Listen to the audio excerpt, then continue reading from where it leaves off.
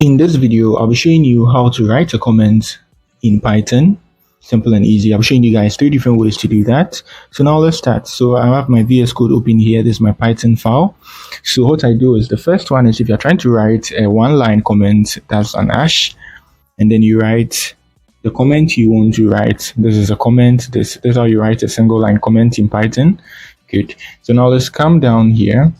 Good. And now let's try to write a multi-line comment. So it's first double tick. Good. So single double ticks, and then you put your comments inside.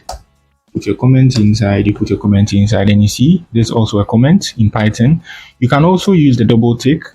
Good. So this is also the double tick 3 times, and you paste your comment here. Paste your comment and paste your comments. Good. So that's it on how you write comments in Python. Simple and easy. I have a couple of videos on how to write a comment in HTML, JavaScript, and CSS.